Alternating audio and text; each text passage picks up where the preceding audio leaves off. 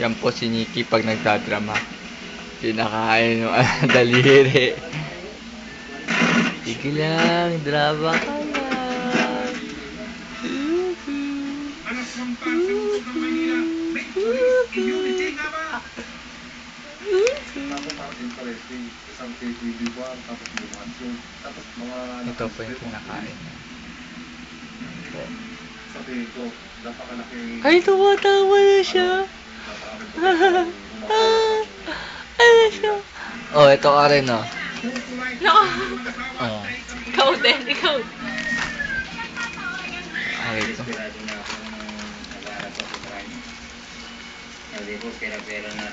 Gagamitin ko na yung pera. Nakuha ko lang yung yun. Lo?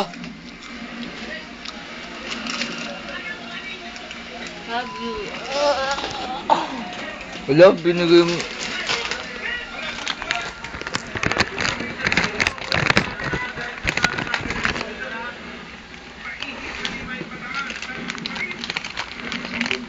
Nag-access ko yung tablet sa isang international market. Tapos, bali, nire-report ko kunyari ng cargo is 3,000 liters sa opisina. Pero ang nagagamit ng puno na pala na nag-save is 1,500 liters lang.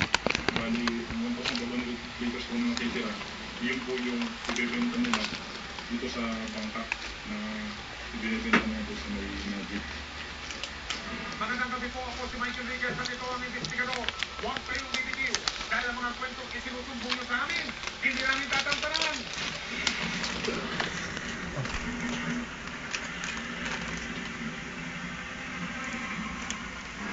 Sa lungsod ng Maynila, tinaboy na raw lahat ng bisyong malapa. Pero tila may isa yatang bineste tambayan ang nagpapasaan. Sa halis na pagbawalan, abay, pinarahin pa raw ito ng ilang alagad ng batas.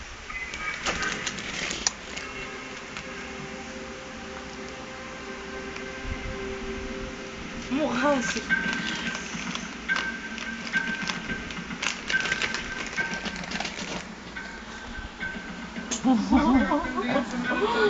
Oh. Simula na ng maksong trabaho ng kinahukulan.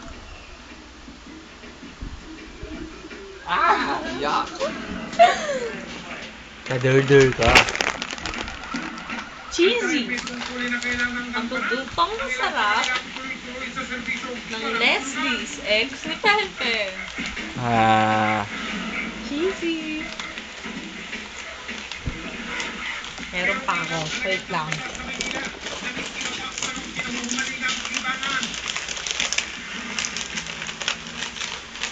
Cheesy addicted. Dami. Ito, bus na. Oh. Kasi ilubos ni Pente. Wait lang. Ayan, kumalat. Bakit? Ang laman nilang KTV, bantay sarado at kwarsyado.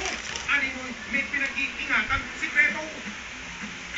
Pero sa kamera ng investigador, isa-isa itong nabuko. Ang mga eksenang natatna namin sa loob ng laman nila, rated R18 po dahil ang mga palabas, hindi akmang panurin ng mga bata.